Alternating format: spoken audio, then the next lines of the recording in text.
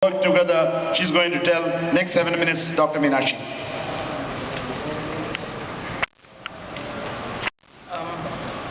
Thank you everybody for giving me this opportunity to come here.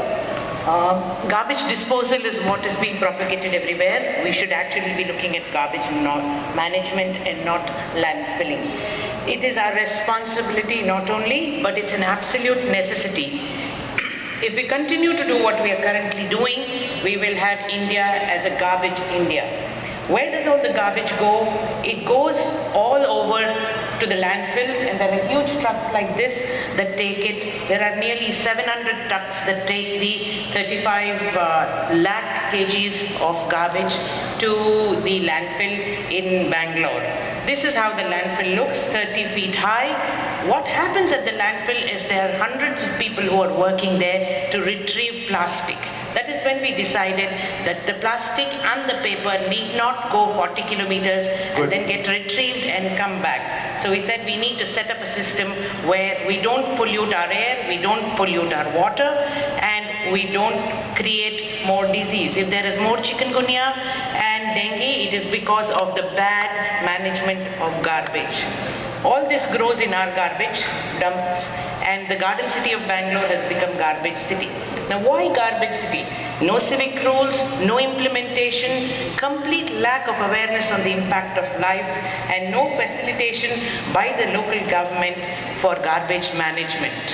It's the plastic bag that has created all the problems for us.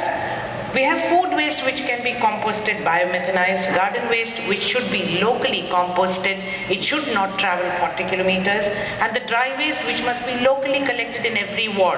So localized management of garbage is what is necessary. If we can make this happen, then 35 lakh kgs to 50 lakh kgs will never reach the landfill.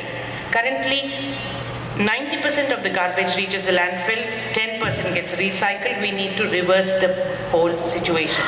When we looked at the garbage contract in Bangalore, we found that it was a 405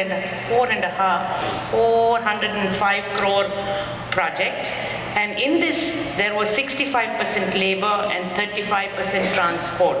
If we looked at what was the cost of collection, the door-to-door collection, it was 2,000 rupees per ton, but the street sweeping actually cost us 7,000 rupees per ton of street sweeping. So we analyzed it again and found that 60% of the garbage cost of the whole project was transportation, while 40% was labor. Now if we could save on the transportation, not only would we save on the total amount of money, but we would improve the amount of money that is going into the labor, and therefore have better compliance from the people who are working on the land. So instead of doing disposal which goes to the landfill, we actually need to start looking at decentralized management. Every ward should have a collection center, a dry waste collection center, and every ward should incentivize the people to bring the dry waste. So if we can give them some money, then we will be making a huge saving on the transportation. We will generate revenue from the dry waste. We will produce lovely compost which will be sold back to the fields, and definitely there is a return of investment.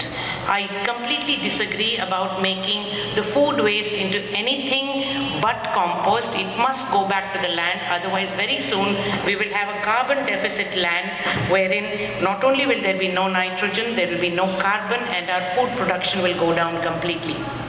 Every morning we groan, but when we tie that plastic packet with a double knot and put it outside our door, each one of us is responsible for creating destruction in our country. We cannot contaminate our earth anymore. If we do, all that we'll be left with is a lot of money to eat, no food and no water. Now why are we taking the more expensive way? For a ton of waste, 1,300 is what is required to recycle. When we incinerate, it is 3,000. When we landfill, it is approximately 2,250. Why are we taking the expensive way? If I told you that only 5 minutes of a day is necessary to take care of your garbage, would you be part of the solution or would you be part of the problem? If I and you cannot segregate the 1 kg of waste that we have, produce a day, how can you expect the local body to segregate 50,000 kgs? The most efficient machine to segregate is our hands. We don't need any mechanical segregators. So we need to segregate it with our hands at the source. No other concept is acceptable. We segregate the whole day long. Everything in our life is segregated except garbage. If we can segregate this, incentivizing segregation is the only thing. All that it requires is 2 dustbins under your kitchen, and when you change that, 1 wet waste, 1 dry waste. And 1 minute.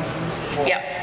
So if we do this, it can happen. Now, I'm a great proponent of the cow because the cow is the most eco-friendly animal that will change the system. Also, if we can do burning of leaves is not necessary, shredders are very good, and we need to force-phase planning where we are talking of a dry waste collection center where everything gets picked up and given there, and you will be paid 2 rupees per kg of paper and 3 rupees per kg of plastic. At the dry waste collection center, the waste pickers will be integrated and they will have a better life, and we will be able to save everything that is there. So therefore, resource management will be much more. If this is, we are calling it the kartavya, our waste, our responsibility. We are making it happen in Bangalore in small places. This is the vehicle which will pick up the dry waste once a week. And this is the center towards zero waste management. Across Bangalore, we have been having lots of people that are working. It's possible to manage waste, it's possible to gain value out of waste, and it's better to create an environment.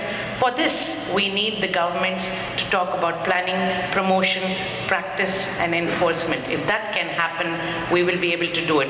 So decentralization and everybody segregating waste into dry and wet is the way forward Thank you, for everybody. Dr. Meenakshi. Thank you.